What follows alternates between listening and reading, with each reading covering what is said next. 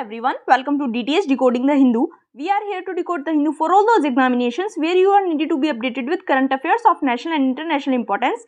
Today's lecture is going to be very important, so please watch the video till last. So let's get started. आज हम 24th और 25th सितंबर दोनों के news articles को cover करने वाले हैं. सबसे पहले एक प्रीवियस ईयर क्वेश्चन देखेंगे. The provisions in the 5th schedule and 6th schedule in the constitution of India are made in order to A. Protect the interest of scheduled tribe. B. Determine the boundaries between states. C. Determine the powers, authorities and responsibilities of panchayats. D. Protect the interest of all the border states. इस question का answer आपको जरूर देना है. ये static part का question है. आपको कमेंट बॉक्स में इस क्वेश्चन का आंसर जरूर लिखना है. अब एक क्योर देख लेते हैं. Integrity is doing the right thing when no one is watching. किसकी क्योर है ये? C.S. लुइस की. ये आपको नोट डाउन करके रख लेनी है. ऐसे और एथिक्स में काफी हेल्पफुल हो सकती है. न्यूज आर्टिकल्स पे चलते हैं. फर्स्ट न्यूज हमारे पास क्या है? जो हमारे पास स्पैम कॉल्स आती हैं, फ्रॉड मैसेजेस आते हैं, चाहे हम किसी भी नेटवर्क का सिम कार्ड यूज करते हैं, आपने देखा होगा कि स्पैम कॉल्स आती रहती हैं, फ्रॉड मैसेजेस आते रहते हैं, तो उससे हमें जल्दी ही रिलीफ मिल जाएगा, ऐसे हमारे मिनिस्टर ने कहा है. और जो भी पर्सन हमें मैसेज करेगा या कॉल करेगा उसकी आइडेंटिटी हमारे पास रिवील हो जाएगी, चाहे वो कोई भी प्लेटफॉर्म यूज करे कम्युनिकेशन करने के लिए.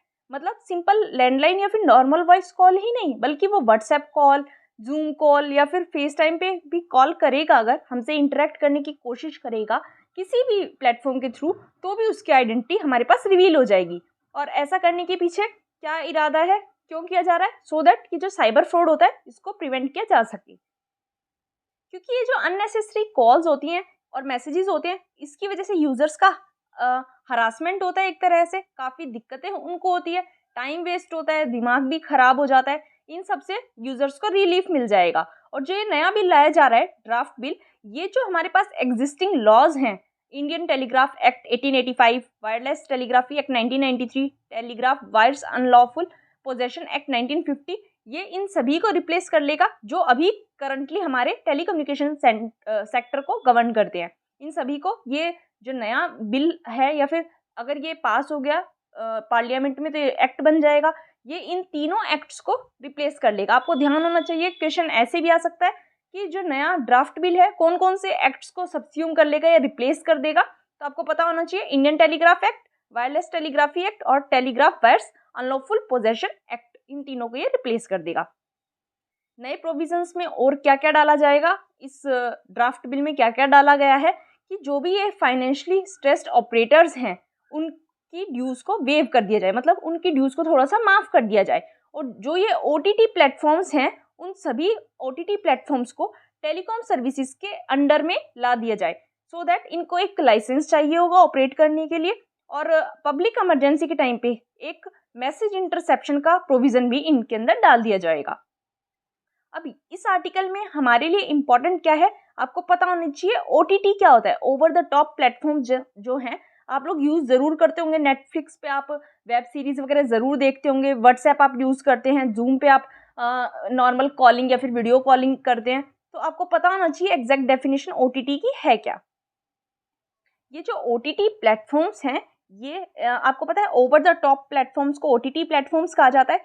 ये ऑडियो और वीडियो होस्टिंग और स्ट्रीमिंग सर्विसेज के लिए लाए गए थे, तैयार किए गए थे, जो कि स्टार्टिंग इनकी हुई थी कंटेंट होस्टिंग प्लेटफॉर्म्स के तौर पे, लेकिन धीरे धीरे उन्होंने अपने आप को प्रोडक्शन हाउस में चेंज कर लिया, ब्रांच आउट कर लिया, और इनके ऊपर शॉर्ट मूवीज रिलीज होने लगी, फीचर फिल्म्स यहाँ रिलीज होने लगी, डॉक्यूमेंट्रीज और वेब सीरीज भी यहाँ रिलीज होने लगी. मतलब ये स्टार्ट तो हुए थे कंटेंट होस्टिंग प्लेटफॉर्म्स के तौर पे, लेकिन धीरे धीरे ये short movies, feature films, documentary और वेब सीरीज के रिलीज हाउस की तरह काम करने लगे. उसके बाद ये प्लेटफॉर्म जो है, ये काफ़ी वैरायटी का कंटेंट प्रोवाइड करते हैं, और इसमें आर्टिफिशियल इंटेलिजेंस को यूज़ किया जाता है, जो कि यूज़र्स को ये सजेस्ट करता है कि जिस बेसिस पे उनकी पास्ट व्यूअरशिप होगी, मतलब आपने पास्ट में जो जिस भी टाइप का कंटेंट देखा है, उसी से रिलेटेड आपको कंटेंट सजेस्ट किया जाएगा using artificial intelligence. Mostly OTT platforms जो हैं, वो कुछ कंटेंट फ्री में प्रोवाइड करवाते हैं, और कुछ कंटेंट के लिए वो एक मंथली सब्सक्रिप्शन फ़ी रखते हैं प्रीमियम कंटेंट के लिए, जो कि बाकी कहीं आप कहीं और से उसको नहीं एक्सेस कर सकते. बाकी प्लेटफॉर्म्स वो अनअवेलेबल होती है, लेकिन यहाँ आप एक मंथली सब्सक्रिप्शन फ़ी पे करके प्रीमियम कंटेंट को एक्सेस कर सकते हैं. जो प्रीमियम कंटेंट होता है वो मेनली OTT प्लेटफॉर्म्स पे ही प्रोड्यूस और मार्केट किया जाता है, और इसके साथ कुछ प्रोडक्शन हाउस भी एसोसिएशन में आ सकते हैं और वो कुछ फीचर फिल्म्स बना सकते हैं। आपने देखा है काफ़ी सारी फीचर फिल्म्स ऐसी हैं जो कि नेटफ्लिक्स पे ही रिलीज़ हुई हैं हाल फिलहाल में, तो ये सबसे बेस्ट एग्जांपल है। और एग्जांपल्स क्या हो सकते हैं, नेटफ्लिक्स हुआ, डिज्नी प्लस हुआ, Hulu, Amazon prime video, Hulu मैंने बता दिया, पीकॉक और क्यूरियोसिटी स्ट्रीम, प्लूटो टीवी, और भी काफ़ी सारे OTT प्लेटफॉर्म्स हैं जो आजकल ट्रेंड में चल रहे हैं। इस आर्टिकल में यही था। नेक्स्ट आर्टिकल हमारे पास है। हमें पता है तमिलनाडु फॉरेस्ट के ऑफिशियल्स ने एक काफ को रेस्क्यू किया था। ये काफ जो था, हमने यही पिक्चर आई थी न्यूज़पेपर में। मैंने एक वीडियो जो बनाई है जिसमें ये टॉपिक कवर किया था, उसकी आई थिंक मैंने थंबनेल में भी यही पिक्चर लगाई हुई है कि जो ऑफिशियल्स है उन्होंने एक काफ को रेस्क्यू कर लिया है। वो नदी में बहते हुए जा रहा था, अपने हर्ड से वो बिछड़ गया था, फिर इन्होंने इसको रेस्क्यू किया, और फिर कुछ दिनों के बाद न्यूज़ ये भी आई थी कि ये जो बिछड़ा हुआ काफ था ये अपने हर्ड के साथ, अपने समूह के साथ जाके मिल गया था। आज फिर से आई है ये न्यूज़, और आज की न्यूज़ में क्या है कि तमिलनाडु के जो ऑफिशियल्स हैं, फॉरेस्ट ऑफिशियल्स, वो एलिफेंट्स की लैंग्वेज सीख रहे हैं सो दैट जो भी काफ कहीं अपने हर्ड से गुम हो जाते हैं, बिछड़ जाते हैं, उनका रेस्क्यू किया जा सके। और कुछ रेस्क्यू मिशंस की ही वजह से भी ऐसा कहा जा रहा है कि ये जो तमिलनाडु के फॉरेस्ट ऑफिशियल्स हैं ये एलिफेंट्स की लैंग्वेज जो है वो सीख पा रहे हैं। इसमें क्या इम्पॉर्टेंट है हमारे पास, हमें पता है मुदुमलाई टाइगर रिजर्व हमने पहले भी कवर किया था, आज भी हम इसको कवर करेंगे। एक आपको नाम याद आना चाहिए, सिगुरहला रिवर का, ये तमिलनाडु में है। एज सच बहुत ज़्यादा इंपॉर्टेंट रिवर ये नहीं है, लेकिन आपको हल्का सा नाम पता होना चाहिए कि सिगुरहला रिवर जो है वो तमिलनाडु में है। उसके बाद मैंने आपको बताया कि ये हाल फिलहाल में ही जो तमिलनाडु के फॉरेस्ट ऑफिशियल्स हैं उन्होंने 3 एलिफेंट काव्स को जो अपने हर्ड से सेपरेट हो गए थे उनको रीयूनाइट करवाया है। अब इंफ्रासोनिक मेथड यहाँ इंपॉर्टेंट हो जाता है, मैं आपको भी अच्छे से एक्सप्लेन करूंगी इंफ्रासोनिक मेथड होता क्या है। लेकिन ये कहा गया है कि जो अडल्ट एलिफेंट्स होते हैं वो 4 से 5 किलोमीटर की रेंज पे भी, मतलब इतनी दूरी पे भी हो तो एक दूसरे के साथ कम्युनिकेट कर सकते हैं यूजिंग इंफ्रासोनिक साउंड वेव्स। मतलब ये अडल्ट एलिफेंट्स 4 से 5 किलोमीटर की दूरी पे भी इंफ्रासोनिक साउंड वेव्स की हेल्प से एक दूसरे के साथ कम्युनिकेट कर सकते हैं। लेकिन जो काव्स होते हैं, इनके बच्चे होते हैं एलिफेंट्स के, उनके सेंसरी ऑर्गन्स थोड़े लेस डेवलप्ड होते हैं, इसलिए मदर एलिफेंट जो होती है उसको विजुअल और ऑडिटरी क्यूज पे डिपेंड होना पड़ता है सो दैट वो अपने लोस्ट काव को, लोस्ट बच्चे को ढूंढ पाए। अब इस आर्टिकल में जो भी बैकग्राउंड है उसको समझ लेते हैं। सबसे पहले एलिफेंट्स 2 टाइप के होते हैं, एशियन एलिफेंट्स और अफ्रीकन एलिफेंट्स। एशियन वालों के बारे में पहले देखेंगे। एशियन वालों की भी 3 सब स्पीसीज होती हैं, इंडियन, सुमत्रन और श्रीलंकन। इंडियन सब स्पीसीज सबसे ज़्यादा वाइडेस्ट रेंज में पाई जाती है, और जो भी इस कॉन्टिनेंट पे सबसे ज़्यादा रिमेनिंग एलिफेंट्स हैं वो इंडियन सब स्पीसीज के ही पाए जाते हैं। जो एलिफेंट का हर्ड होता है, पूरा झुंड होता है, वो लेड कौन करता है उसको एक तरह से, मतलब हेड कौन करता है, ओल्डेस्ट और लार्जेस्ट फीमेल मेंबर, जिसको मैट्रियार्क भी कहा जाता है। इस हर्ड में उनकी मैट्रियार्क की डॉटर्स और उनके ऑफस्प्रिंग्स भी इंक्लूड किए जाते हैं। एलिफेंट्स का सबसे ज़्यादा अभी तक का लॉन्गेस्ट नॉन जेस्टेशनल मतलब प्रेगनेंसी पीरियड मिलता है सभी मैमल्स में। ये कब तक रहता है, अप टू 22 वीक्स या फिर 680 डेज तक।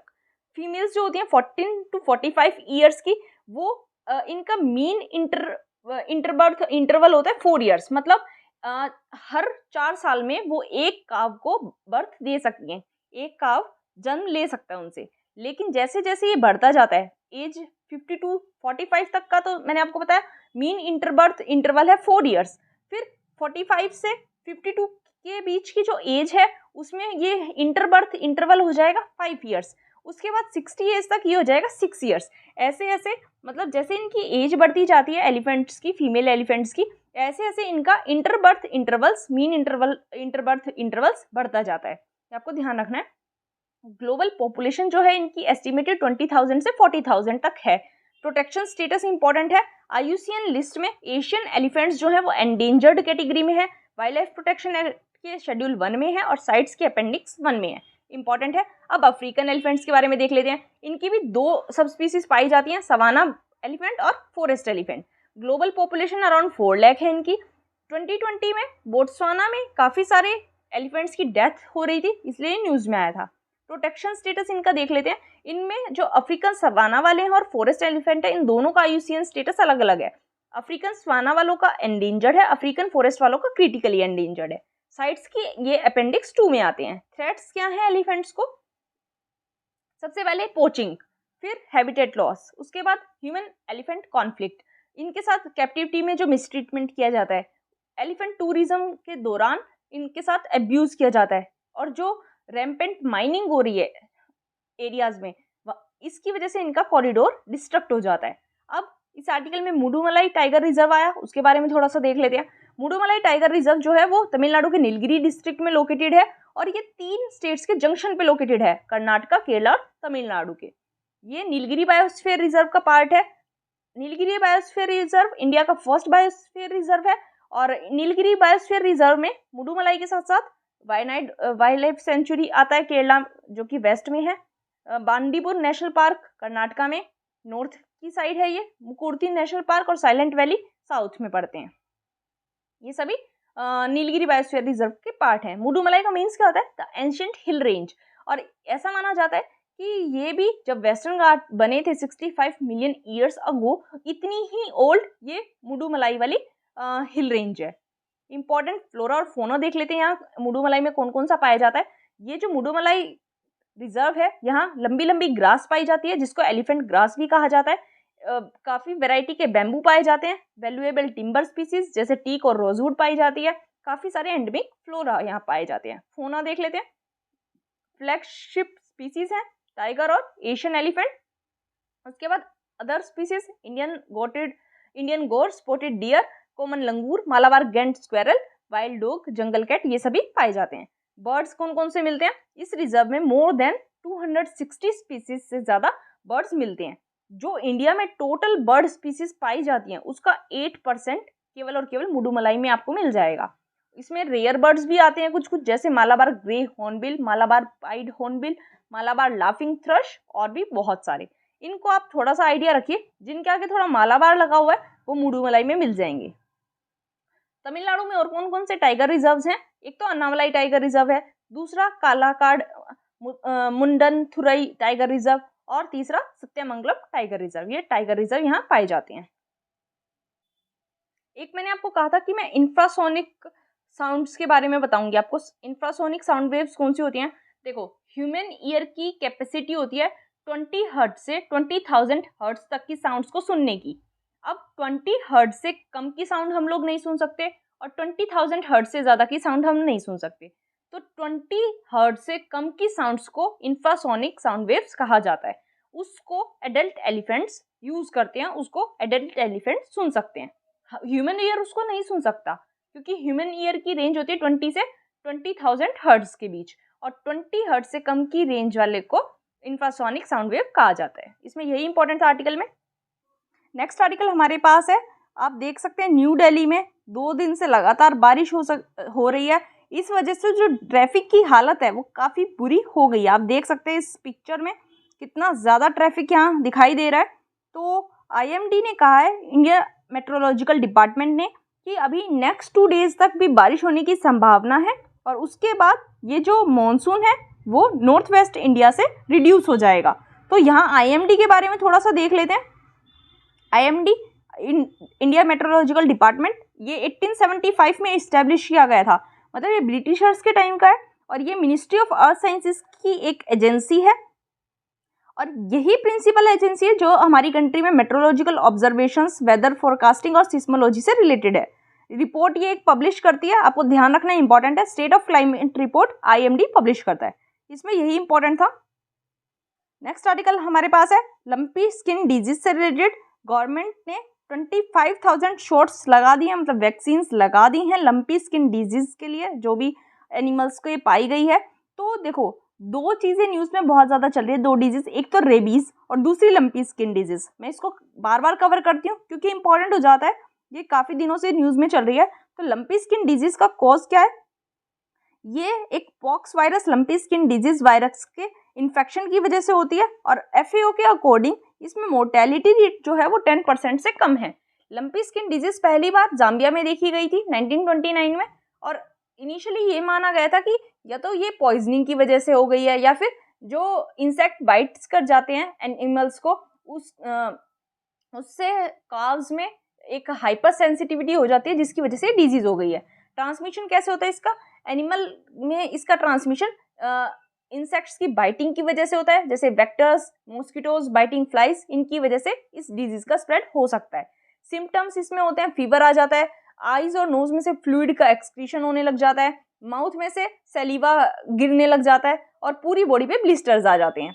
जो एनिमल होता है वो खाना बंद कर देता है, उसको क्योंकि खाने में चबाने में प्रॉब्लम होती है और रिजल्ट उसका हो जाता है कि उसका मिल्क प्रोडक्शन कम हो जाता है। प्रिवेंट कैसे किया जा सकता है या फिर ट्रीटमेंट कैसे किया जा सकता है? वैक्सीनेशन किया जा सकता है इन डिजीज के against under livestock health and disease control programme of India, लेकिन अभी तक इसके लिए स्पेसिफिक एंटीवायरल ड्रग अवेलेबल नहीं है इसके ट्रीटमेंट के लिए। केवल जो ट्रीटमेंट अभी हमारे पास अवेलेबल है वो है सपोर्टिव केयर का, मतलब इसको प्रिवेंट करने का नहीं है हमारे पास, इसको ट्रीट करने का नहीं है, केवल अभी एक सपोर्टिव ट्रीटमेंट हमारे पास अवेलेबल है। और इस ट्रीटमेंट में स्प्रेस को यूज करके वाउंड्स पे थोड़ा फैलने से बचाया जा सकता है, एंटीबायोटिक्स को यूज किया जा सकता है so that secondary skin infections और न्यूमोनिया को रोका जा सके। एंटी इन्फ्लेमेटरी पेन किलर्स भी यूज किए जा सकते हैं सो दैट जो एपेटाइट बिगड़ जाता है एनिमल्स का उसको ठीक किया जा सके। इसमें यही इंपॉर्टेंट था। नेक्स्ट आर्टिकल हमारे पास है जो एक्स-सीएम येदियुरप्पा हैं उनके खिलाफ लोकायुक्त एक प्रोब कर रही थी क्योंकि करप्शन के केस में उनको इन्वॉल्व पाया गया था, तो सुप्रीम कोर्ट ने उस पर स्टे लगा दिया है। इसलिए इस आर्टिकल में हमारे पास इंपॉर्टेंट हो जाता है एक तो लोकायुक्त के बारे में पढ़ना और दूसरा कि प्रिवेंशन ऑफ करप्शन एक्ट के अंडर इन्वेस्टिगेशन पे बार लगाया गया, इन्वेस्टिगेशन को रोक दिया गया है। तो हम इस एक्ट के बारे में पढ़ेंगे प्लस लोकायुक्त के बारे में पढ़ेंगे। सबसे पहले लोकायुक्त के बारे में देख लेते हैं, दोनों के बारे में देखेंगे, लोकपाल और लोकायुक्त। लोकपाल एंड लोकायुक्त एक्ट 2013 में आया था जिसमें यूनियन के लिए लोकपाल और स्टेट्स के लिए लोकायुक्त को इस्टेब्लिश करने का प्रोविजन दिया गया। ये इंस्टीट्यूशन है स्टैट्यूटरी बॉडीज हो गए क्योंकि ये किसी एक्ट के अंडर बनाए गए हैं और इनका फंक्शन है एक ओम्बड्समैन का, जो कि किसी भी पब्लिक फंक्शनरी या फिर पब्लिक सर्वेंट के अगेंस्ट कोई करप्शन के चार्जेस लगाए जाते हैं उन मैटर्स को इंक्वायर करते हैं। की प्रोविजंस देख लेते हैं इस एक्ट के क्या हैं। Lokpal and Lokayukta amendment act के, इसने लोकपाल और लोकायुक्त एक्ट 2013 वाला जो था उसको अमेंड किया था। सेक्शन 44 को अमेंड किया गया था जो कि डील करता था कि ऐसे एसेट्स या फिर लाइबिलिटीज जो भी पब्लिक सर्वेंट्स की हैं उसे अपनी गवर्नमेंट सर्विस ज्वाइन करने के विदिन 30 डेज गवर्नमेंट को रिवील करनी होगी। अब ये जो टाइम लिमिट है 30 डेज की, इसको रिप्लेस कर दिया और अब जब गवर्नमेंट कहेगी, जिस मैनर में कहेगी, जिस फॉर्म में कहेगी, उसी फॉर्म और मैनर में पब्लिक सर्वेंट को अपनी सारी एसेट्स और लाइबिलिटीज का डिक्लेरेशन करना होगा। मतलब पहले क्या था कि जैसे ही गवर्नमेंट सर्विस किसी पर्सन ने ज्वाइन की विदिन 30 डेज उसे अपनी सारी एसेट्स और लाइबिलिटीज की डिटेल्स देनी होती थी, लेकिन अब गवर्नमेंट डिसाइड करेगी कि कब देनी है, किस फॉर्म में देनी है और किस मैनर में देनी है। स्ट्रक्चर देख लेते हैं लोकपाल का।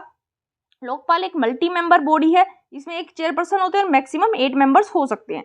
जो चेयरपर्सन होंगे लोकपाल के वो former chief justice of India होंगे या फिर कोई सुप्रीम कोर्ट के फॉर्मर जज होंगे या फिर कोई ऐसे पर्सन होंगे जिनके पास एक इम्पेकेबल इंटीग्रिटी है और आउटस्टैंडिंग एबिलिटी है और मतलब एंटी करप्शन मैटर्स में उनके पास मिनिमम 25 साल का एक्सपीरियंस होना चाहिए। इस ऐसे पर्सन को भी चेयरपर्सन बनाया जा सकता है। जो बाकी 8 मेंबर्स हैं, मैक्सिमम 8 मेंबर्स हो सकते हैं इसमें, उनमें से हाफ मेंबर्स जुडिशियल होने चाहिए और minimum 50% members SC, ST, OBC, minorities और विमेन कैटेगरी में से होने चाहिए। जुडिशियल मेंबर जो होंगे लोकपाल के वो या तो सुप्रीम कोर्ट के फॉर्मर जज होंगे या फिर किसी हाई कोर्ट के फॉर्मर चीफ जस्टिस होंगे। जो नॉन जुडिशियल मेंबर होंगे वो ऐसे मेंबर्स होने चाहिए जिनके पास एंटी करप्शन मैटर्स को डील करने का मिनिमम 25 ईयर्स का एक्सपीरियंस होगा। जो लोकपाल के चेयरमैन हैं और मेंबर्स हैं ये 5 साल के लिए ऑफिस होल्ड करेंगे या फिर जब तक इनकी एज 70 ईयर्स नहीं हो जाती। जो मेंबर्स हैं उनको अपॉइंट करेंगे president on the recommendation of a selection committee. इस सिलेक्शन कमेटी में कौन कौन होगा? प्राइम मिनिस्टर होंगे जो कि इस कमेटी के चेयरपर्सन होंगे, स्पीकर होंगे लोकसभा के, लीडर ऑफ अपोजिशन होंगे लोकसभा के, चीफ जस्टिस ऑफ इंडिया होंगे या फिर अगर वो अवेलेबल नहीं होंगे तो वो अपनी जगह किसी जज को नॉमिनेट कर देंगे, वो होंगे, और एक एमिनेंट ज्यूरिस्ट होंगे। जो चेयरपर्सन और मेंबर्स हैं उनको सेलेक्ट करने के लिए सिलेक्शन कमेटी एक सर्च पैनल बनाएगी जिसमें एटलीस्ट 8 पर्सन्स होंगे। जुरिस्डिक्शन कहाँ तक आता है लोकपाल का? देखो, मैं लोकपाल के बारे में आपको बता रही हूँ। लोकपाल यूनियन के लिए काम करते हैं। ऐसे ही आपको पता चल जाएगा कि लोकायुक्त जो है वो स्टेट लेवल पे उसी तरीके से काम करते हैं, इसलिए लोकपाल को समझ लेंगे तो लोकायुक्त अपने आप आपको समझ आ जाएगा। जुरिस्डिक्शन देख लेते हैं और इनकी पावर्स देख लेते हैं। लोकपाल का जुरिस्डिक्शन प्राइम मिनिस्टर, एमपीज और जो ग्रुप ABCD के ऑफिसर्स होते हैं या फिर सेंट्रल गवर्नमेंट के कोई भी ऑफिसर्स होते हैं, इन सभी पे इनका जुरिस्डिक्शन होता है। और लोकपाल के जुरिस्डिक्शन में प्राइम मिनिस्टर इंक्लूड होते हैं। कुछ एक्सेप्शंस रखे गए हैं। कोई इंटरनेशनल रिलेशंस से रिलेटेड अगर करप्शन का कोई एलिगेशन लगाएगा वो एक्सेप्शन है। कोई पब्लिक ऑर्डर के ऊपर उन्होंने कोई डिसीजन लिया है उसको एक्सेप्शन रखा गया है। एटॉमिक एनर्जी को एक्सेप्शन रखा गया है और स्पेस को एक्सेप्शन रखा गया है। जो लोकपाल है उनका जुरिस्डिक्शन जब MP और मिनिस्टर्स जो हैं पार्लियामेंट में कुछ भी चीज़ कह देते हैं या कोई भी वोट दे देते हैं, उस पर लोकपाल का जुरिस्डिक्शन नहीं होता। इनका जुरिस्डिक्शन उस हर पर्सन पे होता है, कोई भी, चाहे वो डायरेक्टर, मैनेजर या सेक्रेटरी हो, ऐसी सेंट्रल बॉडी का जो कि किसी सेंट्रल एक्ट के द्वारा इस्टेब्लिश की गई हो या फिर सेंट्रल गवर्नमेंट के द्वारा वो फाइनेंस या कंट्रोल की जाती हो। इस टाइप की किसी भी बॉडी पे इनका जुरिस्डिक्शन हो सकता है। जो लोकपाल एक्ट है वो सभी पब्लिक ऑफिशियल्स को ये मैंडेट करता है कि उन्हें अपनी एसेट और लाइबिलिटी को फर्निश करना होगा और अपने डिपेंडेंट्स की लाइबिलिटीज और एसेट्स को भी पूरी तरह डिक्लेयर करना होगा। लोकपाल के पास ये पावर है कि वो CBI को सुपरिटेंडेंट भी कर सकते हैं और उसको डायरेक्शन भी दे सकती है। और अगर लोकपाल ने कोई भी केस CBI को रेफर किया है, उस केस में जो इन्वेस्टिगेटिंग ऑफिसर होंगे उनको बिना लोकपाल के अप्रूवल के ट्रांसफर नहीं किया जा सकता। जो लोकपाल की इंक्वायरी विंग है उसके पास एक सिविल कोर्ट जितनी पावर होती है। और लोकपाल के पास ये भी पावर है कि अगर कोई करप्शन से एसेट, प्रोसीड, रिसिप्ट्स या फिर बेनिफिट्स उठाए गए हैं, कॉन्फिस्केट कर सकता है उसको लोकपाल। लोकपाल के पास ये भी पावर है कि किसी पब्लिक सर्वेंट का अगर करप्शन में कहीं इन्वॉल्वमेंट पाया जाता है तो उसका वो रिकमेंडेशन दे सकती है ट्रांसफर के लिए और सस्पेंशन के लिए भी। लोकपाल के पास ये भी पावर है कि वो कोई प्रिलिमिनरी इंक्वायरी के दौरान रिकॉर्ड्स को डिस्ट्रक्ट ना कर दे, उसके प्रिवेंशन के लिए भी लोकपाल डायरेक्शंस दे सकती है। ये लोकपाल के बारे में था। ऐसे ही सारा लोकायुक्त के लिए होता है, वो स्टेट लेवल पे काम करती है, ये यूनियन लेवल पे। अब प्रिवेंशन ऑफ करप्शन एक्ट के बारे में देख लेते हैं। ये जो प्रिवेंशन ऑफ करप्शन एक्ट है 1988 में लाया गया था और इसका काम क्या था कि गवर्नमेंट एजेंसीज और पब्लिक सेक्टर बिजनेसेस में जो भी करप्शन हो रहा है उसको कॉम्बैट करना। इसके फीचर्स क्या क्या थे कि इसने जो भी प्रिवेंशन ऑफ करप्शन एक्ट 1947 के फीचर्स थे उनको कंसोलिडेट कर लिया था। कुछ IPC के फीचर्स को भी कंसोलिडेट कर लिया था, CRPC के फीचर्स को भी कंसोलिडेट कर लिया था और क्रिमिनल लॉ एक्ट के प्रोविजंस को भी इसमें कंसोलिडेट कर दिया गया था। 1988 वाला ये जो एक्ट था इसने पब्लिक सर्वेंट की टर्म का स्कोप बढ़ा दिया था और काफ़ी सारे एम्प्लॉयज़ इसके अंडर इंक्लूड कर लिए गए थे। मतलब इसके एम्बिट में काफ़ी सारे एम्प्लॉयज़ आ गए थे। MPs और MLAs हैं, जब वो अपनी पब्लिक ड्यूटीज़ परफॉर्म कर रहे होते हैं उस टाइम उनको इस एक्ट की एम्बिट से बाहर रखा जाता है। सेंट्रल ये जो स्पेशल जजेस होते हैं उनकी अपॉइंटमेंट की जाती है। सेंट्रल और स्टेट गवर्नमेंट स्पेशल जजेस अपॉइंट कर सकती है by placing a notification in the official gazette. जो क्वालिफिकेशन होगी स्पेशल जज के लिए क्या होगी, या तो वो सेशनल जज होने चाहिए या फिर एडिशनल सेशन जज होने चाहिए या फिर असिस्टेंट सेशन जज होने चाहिए CRPC के अंडर, तभी उन्हें स्पेशल जज के तौर पे अपॉइंट किया जा सकता है। कौन कौन से केस ट्राई करेंगे स्पेशल जजेस? जो भी ऑफेंसेस इस एक्ट के अंडर पनिशेबल हैं केवल उनको स्पेशल जजेस ट्राई कर सकते हैं। अब 2018 में इसमें अमेंडमेंट किया गया फिर से प्रिवेंशन ऑफ करप्शन एक्ट में। यहाँ बिल लिखा हुआ है, एक्ट आएगा। क्या क्या चेंजेस किए गए? सबसे पहले तो 2018 में पार्लियामेंट ने ये बिल पास कर दिया था, जिससे क्या हुआ कि ट्रांसपेरेंसी और अकाउंटेबिलिटी गवर्नमेंट की बढ़ गई। ये अमेंडमेंट्स जो किए गए ये ज़रूरी थे सो दैट इंडिया में ये जो एग्जिस्टिंग प्रोविजंस थे उनको United nation convention against corruption की लाइन पे लाया जा सके। अब क्या क्या प्रोविजन में चेंज किया गया है? सबसे पहले अनड्यू एडवांटेज की डेफिनेशन को चेंज कर दिया गया है। अब लीगल रिम्यूनरेशन के द्वारा, मतलब जो भी तय रिम्यूनरेशन किसी पब्लिक सर्वेंट को मिलनी है उसके अलावा कोई भी ग्रेटिफिकेशन अगर वो रिसीव करता है उसको अनड्यू एडवांटेज की कैटेगरी में रखा जाएगा। ब्राइबरी की डेफिनेशन में क्या आ गया? किसी भी अनड्यू एडवांटेज को किसी पर्सन को देना, क्या इंटेंशन से कि जो पब्लिक सर्वेंट है वो अपनी ऑफिशियल ड्यूटी परफॉर्म करे, या फिर किसी को अनड्यू एडवांटेज ऑफर करना पब्लिक सर्वेंट को, सो दैट वो अपनी ऑफिशियल ड्यूटी इम्प्रॉपरली, मतलब देखो करप्शन, जो भी रिश्वत दी जाती है वो केवल हमेशा किसी पब्लिक सर्वेंट से काम करवाने के लिए ही नहीं दी जाती। कई बार ऐसा भी होता है कि पब्लिक सर्वेंट कुछ ऐसा करने वाला होता है जो किसी के अगेंस्ट होता है, किसी के इंटरेस्ट के अगेंस्ट होता है, तो उस टाइम वो चाहता है कि पब्लिक सर्वेंट ऐसा ना करे। तो क्या हो गया, रिश्वत दो केसेस में दी जा सकती है कि ऑफिशियल को अपनी ड्यूटी इम्प्रॉपरली करने के लिए पैसे दिए जाए, रिश्वत दी जाए, या फिर उसे अपनी ऑफिशियल ड्यूटी जल्दी करने के लिए पैसे दिए जाए। दो टाइप की ब्राइबरी हो सकती है। अगर कोई कमर्शियल ऑर्गेनाइजेशन अनड्यू एडवांटेज देती हुई पाई जाती है तो उस ऑर्गेनाइजेशन को गिल्टी माना जाएगा। इन्वेस्टिगेशन बिना प्रायर अप्रूवल के रेलिवेंट अथॉरिटी या गवर्नमेंट के स्टार्ट नहीं की जा सकती, ऐसा ये नए अमेंडमेंट में कहा गया है। और नए अमेंडमेंट में अगर किसी को रंगे हाथों पकड़ा जाता है, रेड हैंडेड पकड़ा जाता है, तो फिर उसके लिए उसके ऊपर प्रोसीडिंग चलाने के लिए, उसके ऊपर प्रोसीडिंग इनिशिएट करने के लिए किसी के प्रायर अप्रूवल की जरूरत नहीं होती। ये चेंजेस किए गए हैं, इसमें यही इंपॉर्टेंट था। नेक्स्ट आर्टिकल हमारे पास है रेबीज से रिलेटेड। सी, रेबीज सबसे ज्यादा न्यूज में कब आया, जब केरला में एक 12-year-old गर्ल की डेथ हो गई एक डॉग के बाइट करने से। उसको रेबीज हो गया था और टाइम पे उसका ढंग से इलाज नहीं हो पाया, इस वजह से उसकी डेथ हो गई। तब से रेबीज बहुत ज्यादा न्यूज में आ रहा है। मैंने आपको अभी बताया था कि लंपी स्किन डिजीज और ये रेबीज, ये दो चीजें बहुत ज्यादा न्यूज में अच्छे से हमें पता होनी चाहिए, इसलिए हम इनको बार बार कवर करते हैं सो दैट आपके दिमाग में अच्छे से बैठ जाए टॉपिक्स। ये रेबीज जो है ये जूनोटिक वायरल डिजीज है।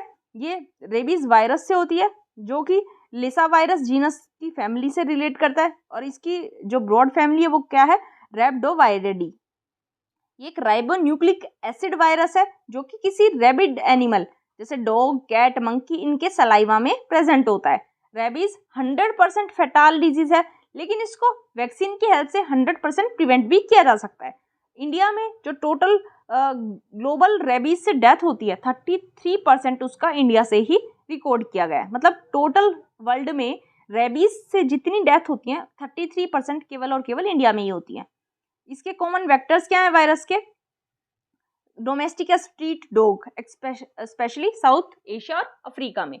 जो ह्यूमन में डेथ होती है रेबीज की वजह से, उसमें 99% डॉग मेडिएटेड रेबीज की, मतलब डॉग को सबसे बड़ा एक वेक्टर माना गया है इसमें, जिसकी वजह से रेबीज फैलता है। और जो डेवलप्ड नेशन है जैसे यूएसए, वहाँ ये रेबीज जो है वो बैट्स, फॉक्सेस, रैकून्स और शंख से भी फैल सकता है।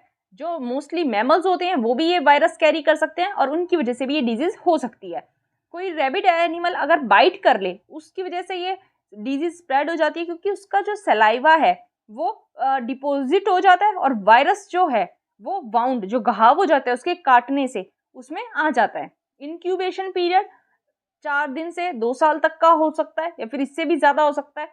इंक्यूबेशन पीरियड का मतलब क्या होता है कि जब बाइट करे कोई रैबिड एनिमल और जब सिम्टम्स दिखे उसके बीच का टाइम। सिम्टम्स क्या होते हैं, fever, headache, nausea, vomiting, anxiety, confusion, hyperactivity, hallucination, insomnia, swallowing difficulty, excessive salivation और पार्शियल पैरालिसिस, ये सब इसके सिम्टम्स हैं।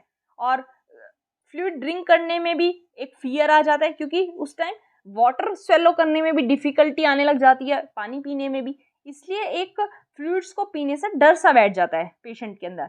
जो डेथ है अगर होनी होती है तो 4 दिन से 2 वीक के अंदर हो सकती है due to cardio respiratory failure. कैसे कंट्रोल या प्रिवेंट किया जा सकता है, सबसे पहले तो वैक्सीनेशन करवा के, दूसरा अपने पेट को भी वैक्सीनेशन करवाया जाए, वाइल्ड एनिमल से उसको दूर रखा जाए, और अगर कोई आपको वाउंड हो जाता है तो उसको अच्छे से क्लीन करना सॉप से और वाटर से, और गुड हाइजीन मेंटेन करके रखना, अपने पेट को दूसरे स्ट्रे डॉग से दूर रखना, और ऐसे कोशिश करना कि हमारे कैंपस और लिविंग प्लेसेस के आसपास बैट्स ना आए। ये सभी प्रिवेंशन हो सकते हैं, इसमें यही इंपॉर्टेंट था। नेक्स्ट आर्टिकल हमारे पास रिलेटेड है आप गवर्नमेंट और पंजाब के गवर्नर के बीच कुछ फेस ऑफ हुआ है, टसल हुई है। आपको पता है आप गवर्नमेंट जो है वो लेफ्टिनेंट गवर्नर हैं जो दिल्ली के, उनके साथ भी कुछ ना कुछ फेस ऑफ रखती है। ये न्यूज़ में आता रहता है कि अब उन्होंने उनके ऊपर ये एलिगेशंस लगाए, अब फिर वापस जो लेफ्टिनेंट गवर्नर हैं वो आप गवर्नमेंट के बारे में कुछ बोलते हैं, ये सब न्यूज़ में आता रहता है। अब बात आई है पंजाब के गवर्नर और आप गवर्नमेंट के बीच में कुछ फेस ऑफ हो रहा है। तो न्यूज़ हमारे लिए बिल्कुल इंपॉर्टेंट नहीं है, क्योंकि ये सब चीज़ें चलती रहती हैं। आज मैं आपको गवर्नर वाला पूरा टॉपिक कवर करवाने वाली हूँ, पॉलिटी का चैप्टर, तो आपको बहुत अच्छे से सुनना है। गवर्नर का रोल सबसे पहले क्या होता है, जो हमारी कॉन्स्टिट्यूशन का पार्ट 6 है वो स्टेट एग्जीक्यूटिव के साथ डील करता है, स्टेट एग्जीक्यूटिव के बारे में बताता है। और स्टेट एग्जीक्यूटिव में गवर्नर इंक्लूड होते हैं, चीफ मिनिस्टर आते हैं, काउंसिल ऑफ मिनिस्टर आते हैं और स्टेट के एडवोकेट जनरल इंक्लूड होते हैं। जो गवर्नर होते हैं वो स्टेट लेवल पे नॉमिनल हेड होते हैं। यूनियन लेवल पे नॉमिनल हेड कौन होता है आप बताओगे कमेंट बॉक्स में। अपॉइंटमेंट कैसे किया जाता है गवर्नर का, इनको प्रेसिडेंट अपॉइंट करते हैं under his hand and seal. और सुप्रीम कोर्ट ने 1975 में क्या कहा था, ये जो गवर्नर का ऑफिस है ये सेंट्रल गवर्नमेंट के अंडर कोई एम्प्लॉयमेंट नहीं है, ये एक इंडिपेंडेंट कॉन्स्टिट्यूशनल ऑफिस है, ना ही ये सेंट्रल गवर्नमेंट के कंट्रोल में है, ना ही ये सेंट्रल गवर्नमेंट से सबऑर्डिनेट है, ऐसा सुप्रीम कोर्ट ने कहा था। क्यों लाया गया था गवर्नर को अपॉइंट करने का सिस्टम, क्योंकि डायरेक्ट इलेक्शन हमारे पार्लियामेंट्री सिस्टम के साथ इनकम्पैटिबल थे। अगर यही सिस्टम स्टेट्स में किया जाता पार्लियामेंट्री सिस्टम वाला तो ये इनकम्पैटिबल हो जाता और डायरेक्ट इलेक्शन की वजह से कॉन्फ्लिक्ट्स हो सकते थे। इसलिए गवर्नर के अपॉइंटमेंट के लिए ये अपॉइंटमेंट सिस्टम रखा गया। और डायरेक्ट इलेक्शन रखे जाते तो वो कॉस्टली भी ज़्यादा हो जाते, और एक इलेक्टेड गवर्नर अगर आते वो नॉन न्यूट्रल भी रहते, क्योंकि कोई ना कोई मेजॉरिटी पार्टी वगैरह उन्हें चूज करती, तो वहाँ उनकी जो बायस थी वो उस पार्टी की तरफ झुक जाती और वो न्यूट्रल ना रह पाते। इसलिए जो अभी प्रेजेंट सिस्टम है कि प्रेसिडेंट इनको नॉमिनेट करेंगे, ये इसलिए किया गया कि सेंटर जो है वो स्टेट के ऊपर अपना कंट्रोल थोड़ा मेंटेन रख पाए। और इन्हीं रीजन को दिमाग में रखते हुए जो अपॉइंटिंग फॉर्म है गवर्नर को अपॉइंट करने की ये ली गई, और ये मॉडल जो है वो हमने कनाडा से लिया है। ये इंपॉर्टेंट हो जाता है कि गवर्नर को अपॉइंट करने का जो मॉडल है वो हमारा कनाडा से है, ये आपको ध्यान रखना है। क्वेश्चन आते रहते हैं इस टाइप के। क्वालिफिकेशन क्या होनी चाहिए किसी को भी अगर गवर्नर बनना है तो सबसे पहले इंडिया का सिटीजन होना चाहिए, दूसरा 35 ईयर्स की उनकी एज होनी चाहिए कंप्लीटेड। उसके बाद कुछ ऐसे कन्वेंशंस हैं जो टाइम के साथ हमने डेवलप किए हैं, जब हम गवर्नर को अपॉइंट करते हैं इन चीज़ों का ध्यान रखते हैं कि सबसे पहली बात तो जिस स्टेट में आपको गवर्नर को अपॉइंट करना है वो स्टेट के पर्सन नहीं होने चाहिए, ये चीज़ ध्यान में रखी जाती है। और ऐसा कन्वेंशन है, ऐसा कहीं कॉन्स्टिट्यूशन में नहीं लिखा है, ये एक कन्वेंशन है। दूसरा कन्वेंशन क्या है कि जब गवर्नर को अपॉइंट करना होगा तो प्रेसिडेंट जो इस स्टेट के सीएम हैं उनके साथ कंसल्ट जरूर करेंगे, ये कन्वेंशन है। अब कंडीशंस क्या है गवर्नर के ऑफिस की, कि जो गवर्नर है वो किसी भी पार्लियामेंट के हाउस के मेंबर नहीं होने चाहिए या फिर स्टेट लेजिस्लेचर के मेंबर नहीं होने चाहिए। और अगर कोई ऐसा पर्सन इलेक्ट हो भी जाता है गवर्नर की पोजीशन पे तो उसे अपनी सीट को वैकेट करना पड़ेगा उस दिन जिस दिन वो अपना ऑफिस एंटर करेंगे। मतलब गवर्नर का ऑफिस जब वो एंटर करेंगे उस दिन उन्हें अपनी हाउस वाली सीट को वैकेट करना होगा, और वो किसी भी ऑफिस ऑफ प्रॉफिट को होल्ड नहीं कर सकते। उनको एक ऑफिशियल रेजिडेंस दिया जाएगा विदाउट पेमेंट ऑफ रेंट। उनको एमोल्यूमेंट्स, अलाउंसेस और प्रिविलेज मिलेंगे जो पार्लियामेंट डिटरमाइन करेगी। उनके जो इमोल्यूमेंट्स होंगे और अलाउंसेस होंगे उनको उनके ऑफिस की टर्म में डिमिनिश नहीं किया जा सकता। और अगर किसी पर्सन को एक से ज़्यादा मतलब 2 या 2 से ज़्यादा स्टेट्स का गवर्नर एक टाइम पे अपॉइंट कर दिया जाता है तो उनकी जो सैलरी और अलाउंसेस होंगे वो जो भी स्टेट्स होंगी वो आपस में शेयर करेंगी, और किस प्रोपोर्शन में शेयर करेंगी वो प्रेसिडेंट डिटरमाइन करेंगे। इनको इम्यूनिटी कैसे दी जाती है, इनको अपने पर्सनल एक्ट्स के लिए भी इम्यूनिटी मिलती है, लीगल लायबिलिटी से इन्हें इम्यूनिटी दी जाती है। जब भी ऑफिस में होंगे मतलब अपने ऑफिस के टर्म को सर्व कर रहे होंगे तो इनके खिलाफ कोई भी क्रिमिनल प्रोसीडिंग नहीं चलाई जा सकती, चाहे कोई वो उनके पर्सनल एक्ट से रिलेटेड ही हो, लेकिन कोई भी क्रिमिनल प्रोसीडिंग उस टाइम पे नहीं चलाई जा सकती। ना ही उन्हें कोई अरेस्ट कर सकता, ना ही इम्प्रिजन उनको किया जा सकता। हाँ, उनके खिलाफ सिविल प्रोसीडिंग जरूर चलाई जा सकती है, लेकिन सबसे पहली बात तो वो केवल और केवल उनके पर्सनल एक्ट्स के लिए चलाई जा सकती हैं। और अगर सिविल प्रोसीडिंग्स भी चलानी है तो आपको सबसे पहले 2 महीने का प्रायर नोटिस उनको देना होगा। जो इनकी ओथ होती है ऑफिस ऑफ गवर्नर की वो chief justice of high court administer करते हैं। टर्म कितनी होती है, ये 5 साल के लिए ऑफिस को होल्ड करते हैं, या फिर जब तक प्लेजर ऑफ प्रेसिडेंट रहता है तब तक इनकी टर्म सब्जेक्टेड रहती है उससे। उसके बाद कॉन्स्टिट्यूशन में कोई भी ऐसे ग्राउंड्स नहीं दिए गए हैं जिनके बेसिस पे प्रेसिडेंट गवर्नर को रिमूव कर सके। और गवर्नर जो है वो अपने टर्म खत्म होने के बाद भी अपने ऑफिस को रिज्यूम कर सकते हैं जब तक उनका सक्सेसर जो है वो चार्ज को एज्यूम नहीं कर लेता। कॉन्स्टिट्यूशनल पोजीशन जो है गवर्नर की वो प्रेसिडेंट से काफी वेज में डिफरेंट है। कैसे डिफरेंट है आइए देखते हैं। कॉन्स्टिट्यूशन है वो गवर्नर को कई बार ये पावर देता है कि वो अपने डिस्क्रिशन के बेसिस पे भी डिसीजन ले सकते हैं। आर्टिकल 163 कहता है कि गवर्नर अपना डिस्क्रिशन चला सकते हैं, और लेकिन ऐसी कोई पॉसिबिलिटी प्रेसिडेंट के लिए नहीं दी गई है। 42nd अमेंडमेंट के बाद जो प्रेसिडेंट है उनके ऊपर मिनिस्ट्रल एडवाइस बाइंडिंग कर दी गई थी कि उन्हें मिनिस्टर से एडवाइस लेनी ही होगी, लेकिन ऐसा कोई प्रोविजन गवर्नर के लिए अभी तक नहीं बनाया गया है। गवर्नर के पास कुछ मैटर्स में अपनी कॉन्स्टिट्यूशनल डिस्क्रिशन होती है। कौन कौन से मैटर्स में? कि वो चीफ मिनिस्टर अगर उनको एडवाइस करे, अगर वोट ऑफ नो कॉन्फिडेंस पास हो जाए तो चीफ मिनिस्टर उनको एडवाइस कर सकता है और उसकी एडवाइस के बेसिस पे ये लेजिस्लेटिव असेंबली को डिसॉल्व कर सकते हैं, और उसी के बाद गवर्नर जो चाहे वो कर सकते हैं। यहाँ इनके पास डिस्क्रिशन आ जाती है। ये प्रेसिडेंट को रेकमेंड कर सकते हैं कि अगर स्टेट में कॉन्स्टिट्यूशनल मशीनरी फेल हो जाती है उस चीज़ के लिए कोई भी बिल ये जो स्टेट लेजिस्लेचर पास करके इनके पास भेजती है साइन करने के लिए, ये उसको प्रेसिडेंट के एसेंट के लिए रिजर्व करके रख सकते हैं। ये किसी को भी चीफ मिनिस्टर के सीट पे अपॉइंट कर सकते हैं अगर कोई भी political party clear cut majority में ना हो, तब इनका डिस्क्रिशन चलेगा कि ये किसको चीफ मिनिस्टर अपॉइंट करते हैं। और जो गवर्नर होते हैं वही ये अमाउंट डिसाइड करते हैं जो कि गवर्नमेंट ऑफ असम, मेघालय, त्रिपुरा और Mizoram autonomous tribal district councils को पे करेंगी मिनरल एक्सप्लोरेशन के लिए, वो गवर्नर डिसाइड करते हैं। यहाँ भी इनका डिस्क्रिशन चलता है, और ये चीफ मिनिस्टर से कोई भी इंफॉर्मेशन मांग सकते हैं रिगार्डिंग एडमिनिस्ट्रेटिव और लेजिस्लेटिव मैटर्स। ये किसी भी ऑर्डिनरी बिल को साइन करने से भी रिफ्यूज कर सकते हैं। ये सभी मैटर्स में गवर्नर के पास डिस्क्रिशनरी पावर होती है, अपनी मर्जी वो चला सकते हैं। देखो मैंने पूरा गवर्नर वाला टॉपिक यहाँ रिपीट कर दिया, पूरा आपका रिवीजन हो गया। एक बार आप खुद से भी बुक से लक्ष्मीकांत से रिवाइज कर लीजिएगा, पूरा अच्छे से आपको ये टॉपिक क्लियर हो जाएगा। नेक्स्ट आर्टिकल हमारे पास है कि G4 कंट्रीज जो हैं उन्होंने यूएनएससी काउंसिल में अर्जेंट नीड हाईलाइट की है कि यूएनएससी में रिफॉर्म लाने की बहुत अर्जेंट नीड है। तो यूएनएससी के बारे में तो हम हर 1-2 दिन में पढ़ते रहते हैं, इसलिए आज मैं इसको रिपीट नहीं करने वाली हूँ। आज आप मुझे बताएंगे कि मैंने आपको बताया था कि 15 मेंबर्स होते हैं इसमें, 5 परमानेंट और 10 नॉन परमानेंट। आपको कमेंट बॉक्स में लिखना है कि 5 परमानेंट मेंबर्स कौन कौन से होते हैं, प्लस जो नॉन परमानेंट मेंबर्स होते हैं उनको कितने ईयर्स के लिए इलेक्ट किया जाता है। आप मुझे कमेंट बॉक्स में ज़रूर से ज़रूर बताएंगे। ये मैंने कम से कम भी 10, 20, 30 पता नहीं कितनी बार रिपीट किया है। आज केवल G4 को कवर करेंगे। G4 में कौन कौन सी कंट्रीज हैं? इंडिया, ब्राज़ील, जर्मनी और जापान, ये 4 कंट्रीज हैं। और G4 का एम क्या है कि यूएनएससी में अपनी परमानेंट सीट्स के लिए बिड करना, और ये जो चारों मेंबर्स हैं ये एक दूसरे को सपोर्ट करते हैं। मतलब चारों मेंबर्स यूएनएससी में अपनी परमानेंट सीट चाहते हैं, और इन्होंने G4 ग्रुप 4 बनाया है सो दैट ये एक दूसरे को सपोर्ट कर पाएँ और एक दूसरे की परमानेंट सीट के लिए बिड कर पाएँ।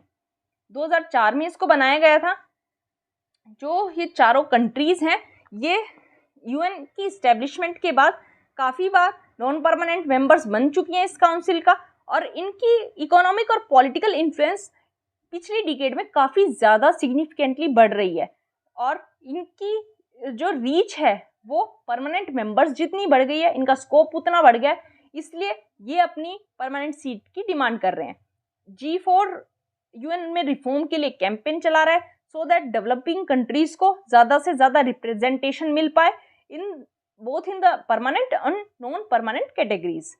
फ्रांस ने G4 के इंक्लूजन को सपोर्ट किया है। देखो एक मेंबर आ गया परमानेंट में से, फ्रांस। 5 परमानेंट मेंबर्स हैं, उनमें से एक फ्रांस है। फ्रांस ने G4 के इंक्लूजन को सपोर्ट किया है, और एक अफ्रीकन रिप्रेजेंटेटिव को भी परमानेंट मेंबर बनाने की मतलब सपोर्ट किया है उसने। लेकिन उसने क्या कहा है कि इनको वीटो पावर भी दे दी जाए, मतलब वीटो पावर देने पे भी उसने कोई ऑब्जेक्शन नहीं दिखाया है। यूके ने, दूसरा मेंबर है यूके, उसने भी G4 मेंबर्स को सपोर्ट किया है, लेकिन उसने कह दिया कि वीटो पावर मत दो। अब जो वीटो पावर है परमानेंट मेंबर्स के पास वो नए मेंबर्स को मत दो। फ्रांस ने तो कहा कि इनको इंक्लूड भी कर लो, इनको वीटो पावर भी दे दो। लेकिन यूके ने कहा कि इंक्लूड तो कर लो लेकिन वीटो पावर इनको मत दो। जो G4 की बिड है परमानेंट सीट की, उसको अपोज किया है कॉफी क्लब ने। ये टर्म इंपॉर्टेंट है, कॉफी क्लब। इसमें 12 कंट्रीज हैं इंक्लूडिंग पाकिस्तान, और इसको कॉफी क्लब को लीड कौन कर रहा है? इटली, जिसमें पाकिस्तान भी इंक्लूडेड है। और ये क्या है? ये जो G4 वाले मेंबर्स हैं इनके इकोनॉमिक कॉम्पिटिटर्स हैं या फिर पॉलिटिकल राइवल्स हैं, जो कि कॉफी क्लब के मेंबर्स हैं, और ये इनकी परमानेंट सीट को अपोज करते हैं यूएनएससी में। ये आपको पता होना चाहिए कॉफी क्लब के बारे में और G4 के बारे में, यही इंपॉर्टेंट था।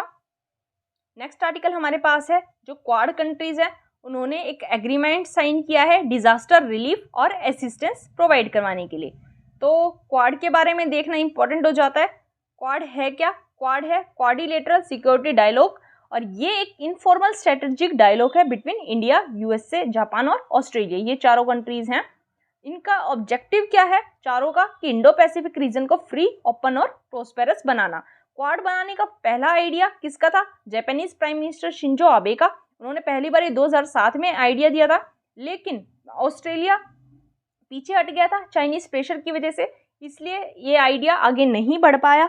2012 दिसंबर में शिंजो आबे ने फिर से ये कॉन्सेप्ट आगे लाया और एशिया की डेमोक्रेटिक सिक्योरिटी डायमंड को एक तरह से सिक्योर करने की बात कही। फिर ऑस्ट्रेलिया, इंडिया, जापान और यूएस साथ आए।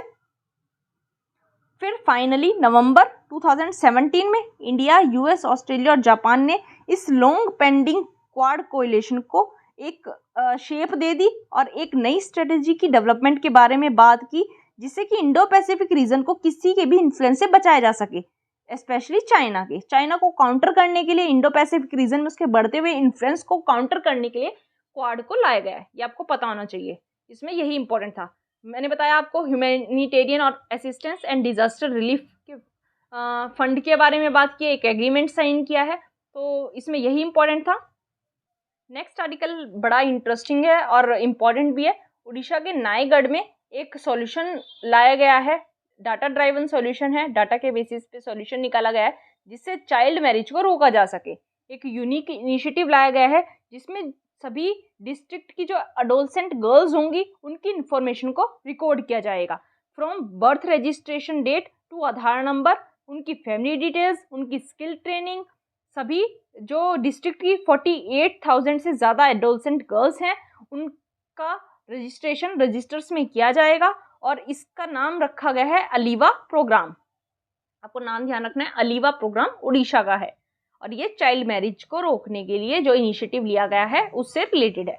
आंगनवाड़ी वर्कर्स को इसका काम दिया गया है कि वो हर एडोलसेंट गर्ल को आइडेंटिफाई करेंगी अपने जुरिस्डिक्शन में जो भी उनके होंगी, और उनके ऊपर एक टैब रखेंगी। एक 100 पेजेस का रजिस्टर मेंटेन किया जाएगा जिसमें रिकॉर्ड रखा जाएगा गर्ल का, उसके फादर के नाम का।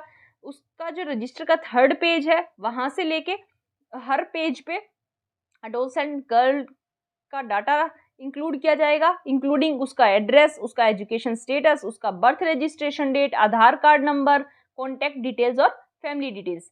जो गर्ल की एज होगी उसको अप्रूव कौन करेगा? लोकल हेडमास्टर करेंगे, उसके फादर करेंगे और एक सुपरवाइजर करेंगे, plus child marriage prohibition officer. 4 लोग इसको अप्रूव करेंगे, तब गर्ल की जो एज है उसको सही माना जाएगा। क्योंकि लोग झूठ बोल देते हैं, बच्चियों की एज गलत बता देते हैं, इसलिए 4 लोग 4 स्टेजेस पे इसको एज को वेरीफाई किया जाएगा। जब रजिस्टर का एंड आएगा उस लास्ट में क्या है? चाइल्ड मैरिज से रिलेटेड इन्फॉर्मेशन है, एजुकेशनल प्रोग्रेस कितनी हुई है उसकी इन्फॉर्मेशन है, स्किल ट्रेनिंग का स्टेटस है, और एडोलसेंट गर्ल्स के हेल्थ इश्यूज की पूरी डिटेल्स हैं।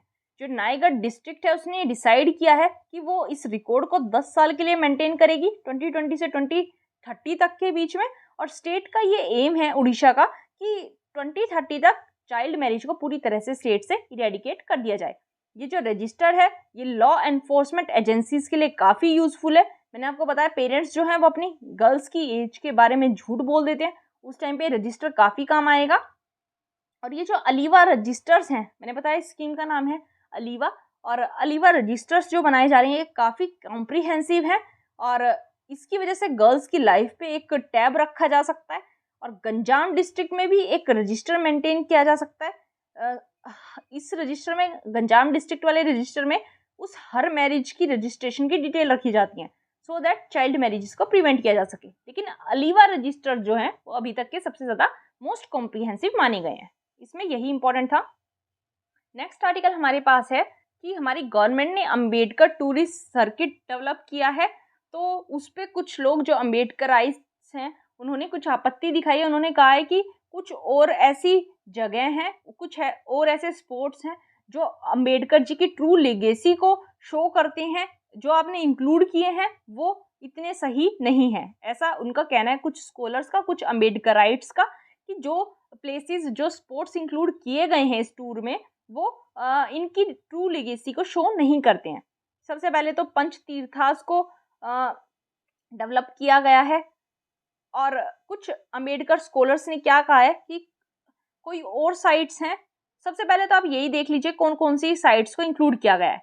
गवर्नमेंट ने इंक्लूड किया है माओ, जो इनकी बर्थ प्लेस है, लंदन जहां ये रहे थे और इन्होंने स्टडी की थी, नागपुर जहां इन्होंने स्टडी की थी, दिल्ली जहां इनकी डेथ हुई थी, और फाइनली मुंबई जहां इनको दफनाया गया था। ये 5 प्लेसेस गवर्नमेंट ने इंक्लूड किए हैं। अब जो अंबेडकर स्कॉलर्स हैं उन्होंने क्या कहा है, कौन कौन सी साइट्स को इंक्लूड करने की बात की है। रायगढ़ डिस्ट्रिक्ट महाराष्ट्र का, जहां अंबेडकर जी ने महत सत्याग्रह स्टार्ट किया था। दूसरा पुणे को इंक्लूड करने की कही है, क्योंकि यहाँ महात्मा गांधी के साथ इन्होंने नेगोशिएशन किए थे ये रावड़ा जेल में, क्योंकि डिप्रेस्ड क्लासेस को सेपरेट इलेक्टोरेट्स गवर्नमेंट दे रही थी, ब्रिटिश गवर्नमेंट, तो यहाँ इन्होंने महात्मा गांधी के साथ नेगोशिएशन किया था और पूना पैक्ट यहाँ साइन हुआ था, तो पूना को इंक्लूड करने की उन्होंने कहा है, प्लस श्रीलंका को इंक्लूड करने की कहा है, क्योंकि यहाँ इन्होंने एक बुद्धिस्ट कॉन्क्लेव को अटेंड किया था। क्या कहा जा रहा है कि ये जो 5 साइट्स हैं ये ऑलरेडी दलित लोग पिलग्रिमेज स्पॉट्स की तरह विजिट करते हैं, और इनको इंक्लूड करके, मतलब बाकी जो दलित कम्युनिटी के बाहर के जो लोग हैं, बाहर की जो पब्लिक है, उनको अट्रैक्ट करना इस स्पोर्ट को बनाने का मेन एम है, ऐसा मिनिस्ट्री ऑफ टूरिज्म ने कहा है। जो महत सत्याग्रह था वो एक ऐसा सत्याग्रह था जिन्हें अंबेडकर जी ने लेड किया था 20 मार्च 1947 को, सो दैट महद के एक पब्लिक टैंक में से अनटचेबल्स को पानी नहीं यूज करने दिया जाता था। इसके खिलाफ उन्होंने एक सत्याग्रह चलाया था जिसका नाम था महद सत्याग्रह। और कहाँ चलाया था ये? महाराष्ट्र के रायगढ़ डिस्ट्रिक्ट में था ये महद।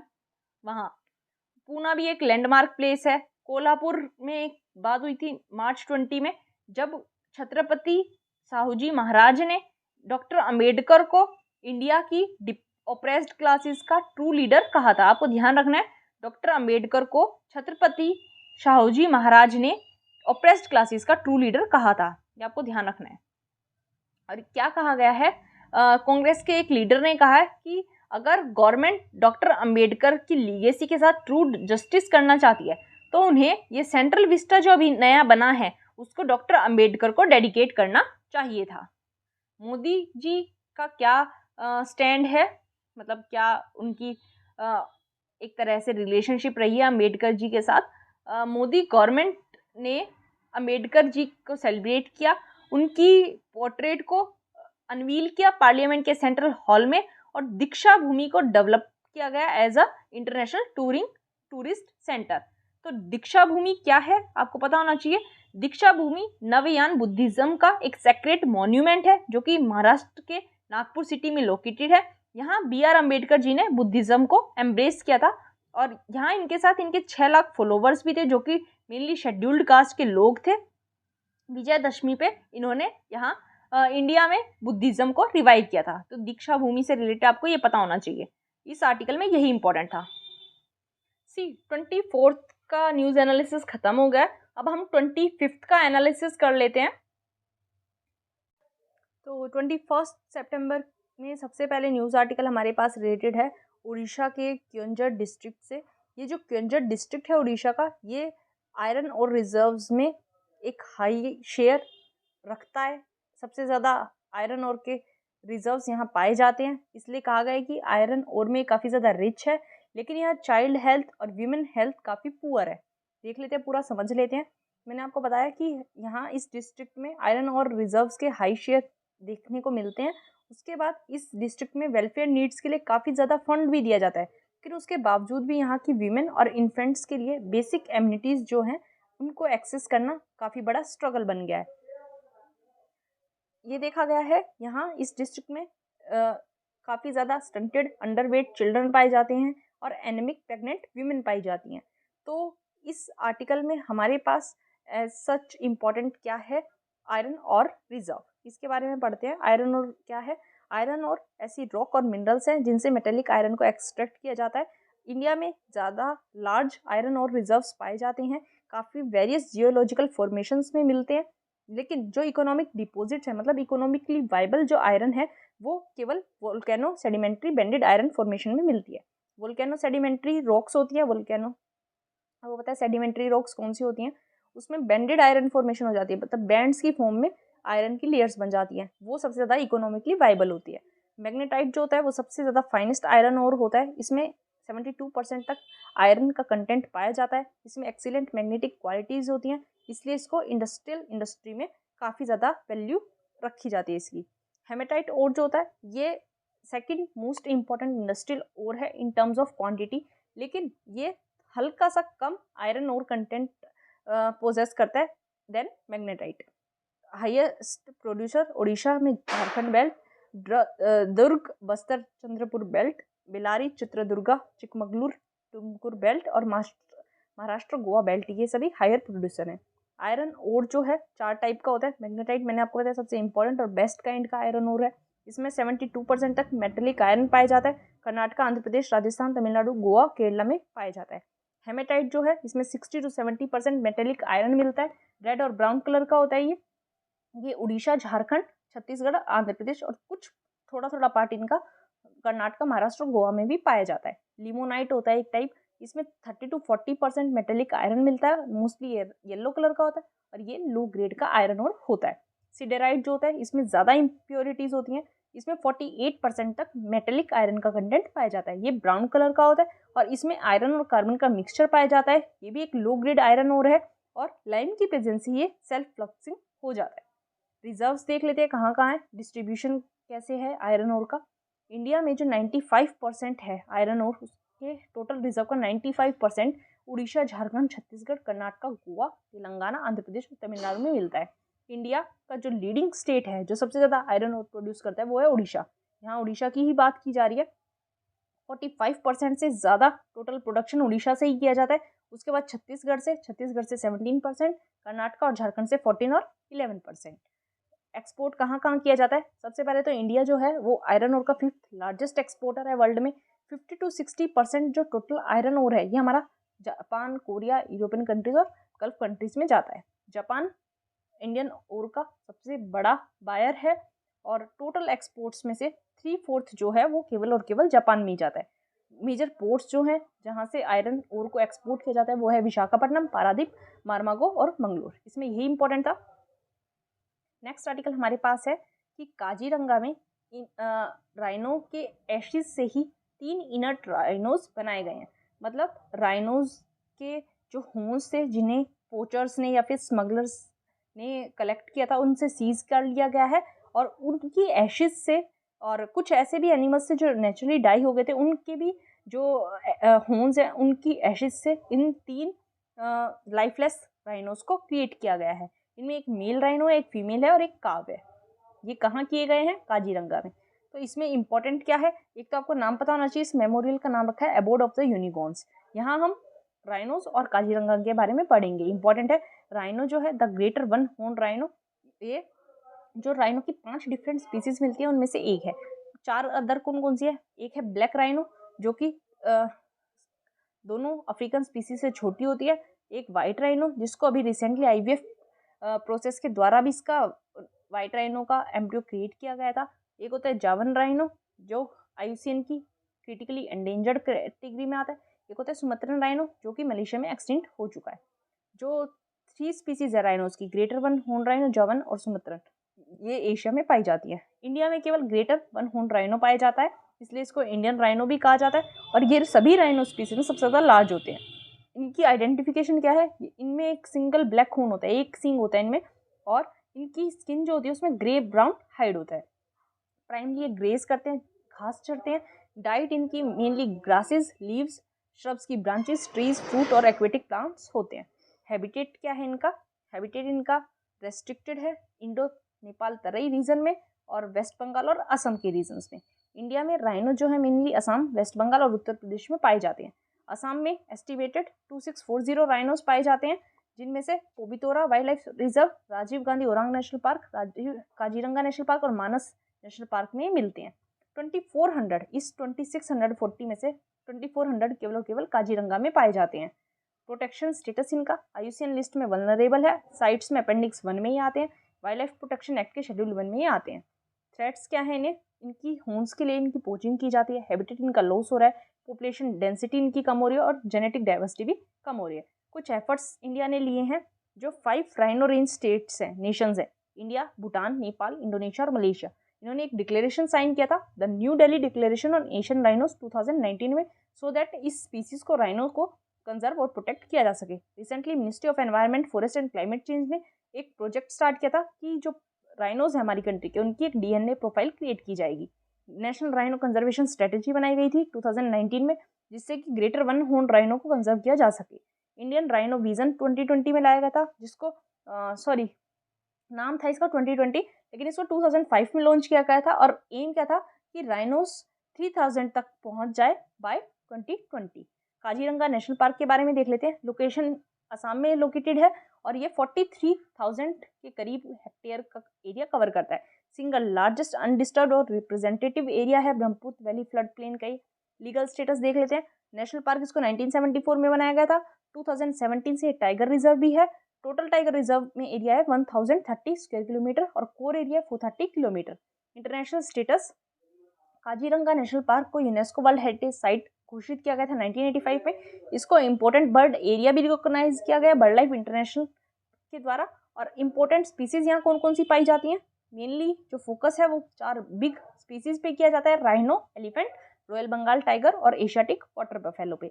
जो टाइगर सेंसस हुआ था 2018 में, उसमें काजीरंगा में एस्टिमेट 104 टाइगर्स पाए गए थे, जो कि पूरे इंडिया में 4th हाईएस्ट पॉपुलेशन थी। सबसे ज़्यादा जिम कॉर्बेट नेशनल पार्क में मिलते हैं, फिर नागरहोल नेशनल पार्क में, फिर बांदीपुर नेशनल पार्क में, 4th मिले काजीरंगा में। काजीरंगा में प्राइमेट्स की 14 में से 9 स्पीसीज भी पाई जाती हैं। आसाम में और कौन कौन से नेशनल पार्क्स हैं? दिब्रू साइखोवा, मानस, नामेरी, राजीव गांधी ओरांग नेशनल पार्क और देहिंग पटकई नेशनल पार्क। ये आपको पता होना चाहिए। नेक्स्ट आर्टिकल हमारे पास है कोल माइनिंग से रिलेटेड। छत्तीसगढ़ के मिनिस्टर ने कहा है कि पारसा और केटे एक्सटेंशन में कोल माइनिंग नहीं की जाएगी। इशू क्या है कि अप्रैल में इस साल फॉरेस्ट डिपार्टमेंट ने 300 ट्रीज को क्लियर कर दिया था इस एरिया में, पारसा ईस्ट केटे बासन वाले एरिया में, और माइनिंग के लिए किया गया था और इसकी वजह से मासिव प्रोटेस्ट वहाँ देखे गए। इसलिए अब छत्तीसगढ़ के मिनिस्टर ने कहा है कि यहाँ कोल माइनिंग नहीं की जाएगी। कोल के बारे में थोड़ा सा देखना इंपॉर्टेंट हो जाता है कि कोल जो है इसको organic matter would say originate किया जाता है, मतलब किया क्या जाता है, खुद ही बनता है ये। जब फॉरेस्ट के बड़े बड़े ट्रैक सेडिमेंट्स के अंडर बरी हो जाते हैं, लैंड के अंदर बरी हो जाते हैं, वुड जलता है, डिकम्पोज हो जाता है, क्योंकि नीचे क्या है, जब किसी चीज़ के नीचे कोई चीज़ दब जाती है तो ज़्यादा हाई प्रेशर और हीट डेवलप हो जाता है और इसी फिनोमिनन से कोल बनता है और इस प्रोसेस को कंप्लीट होने में सेंचुरीज लग जाती है। कोल का क्लासिफिकेशन है 2 टाइप से किया जा सकता है, या तो on the basis of carbon content या फिर on the basis of time period. Carbon content के बेसिस पे हम इसको क्लासीफाई 3 टाइप में करते हैं। एंथ्रासिट, ये बेस्ट क्वालिटी का कोल होता है, इसकी सबसे ज़्यादा हाईएस्ट कैलोरीफिक वैल्यू होती है, इसमें 80 to 95% कार्बन कंटेंट पाया जाता है। ये धीरे धीरे जलता है, एक ब्लू फ्लेम ये देता है और जम्मू कश्मीर में छोटी क्वांटिटीज इसकी पाई जाती हैं। दूसरा बिटुमिनस, बिटुमिनस में कम मॉइस्चर पाया जाता है, 60 to 80% कार्बन कंटेंट पाया जाता है और इसकी हाई कैलोरीफिक वैल्यू होती है। झारखंड, वेस्ट बंगाल, उड़ीसा, छत्तीसगढ़ और मध्य प्रदेश में बिटुमिनस पाया जाता है। लिग्नाइट होता है, इसमें 40 to 55% कार्बन कंटेंट पाया जाता है। ये मेनली ब्राउन कलर का होता है, इसमें ज़्यादा मॉइस्चर कंटेंट होता है और जब ये जलता है तो स्मोक भी प्रोड्यूस करता है। ये जो लिग्नाइट है ये राजस्थान, लखीमपुर, आसाम और तमिलनाडु में पाया जाता है। एक होता है पीट। पीट जब वुड कोल में कन्वर्ट हो रही होती है उसकी फर्स्ट स्टेज में जब वो होता है उसको पीट कहा जाता है। इसकी काफ़ी कम कैलोरीफिक वैल्यू होती है, इसमें 40% से भी कम कार्बन कंटेंट पाया जाता है। गवर्नमेंट के कुछ इनिशिएटिव हैं। गवर्नमेंट जो मिनिस्ट्री ऑफ कोल है इसने 2018 में उत्तम लॉन्च किया था, unlocking transparency by third party assessment of mined coal so that coal quality monitoring की एप्लीकेशन इसके थ्रू की जा सके। इस ऐप का एम था कोल क्वालिटी मॉनिटरिंग की प्रोसेस में ट्रांसपेरेंसी ऑफ और एफिशिएंसी लाना और कोल गवर्नेंस को पीपल के क्लोज लेके आना। Cabinet committee on economic affair ने एक नई कोल लिंकेज पॉलिसी भी अप्रूव की थी सो दैट जो पावर प्लांट्स हैं उनको एडिक्वेट सप्लाई की जा सके फ्यूल की थ्रू रिवर्स ऑक्शन। जो नई पॉलिसी है इसकी हेल्प से क्या होगा कि पावर प्लांट्स को एक ऑर्गेनाइज्ड मैनर में फ्यूल सप्लाई की जा सकेगी। मिनिस्ट्री ऑफ कोल ने एक ऑनलाइन कोल क्लियरेंस सिस्टम भी डेवलप किया था सो दैट एक सिंगल विंडो एक्सेस प्रोवाइड करवाई जा सके सभी परमिशंस और क्लियरेंसेस की एप्लीकेशंस के लिए और इन्वेस्टर्स को केवल एक ही जगह अप्लाई करना पड़े और मिनिस्ट्री ऑफ कोल जो है वहीं से सभी अप्रूवल्स को ग्रांट करेगी। कोल एलोकेशन मॉनिटरिंग सिस्टम लाया गया था, उसको डेवलप किया गया था सो दैट कोल की एलोकेशन को मॉनिटर किया जा सके एक ट्रांसपेरेंट मैनर में। कमर्शियल कोल माइनिंग को ओपन किया गया था इंडियन और फॉरेन कंपनीज के लिए, प्राइवेट सेक्टर की। ये जो ऑक्शन का मेथड है इसको 2018 में CCEA cabinet committee on economic affairs ने अप्रूव किया था और ये मूव जब इन्हें ऑक्शन के लिए अप्रूव किया गया ये एक इस सेक्टर का काफ़ी बड़ा रिफॉर्म माना गया कि ये सेक्टर जो था वो 1973 से नेशनलाइज किया गया था। तो ये इसके थ्रू ऑक्शन जो होगा वो ऑनलाइन ट्रांसपेरेंट प्लेटफॉर्म पे किया जाएगा। जो बिड की जाएगी वो रुपीज़ या फिर टन में की जाएगी जिसको स्टेट गवर्नमेंट को पे करना होगा, मतलब स्टेट गवर्नमेंट के पास वो पे की जाएगी on the actual production of कोल।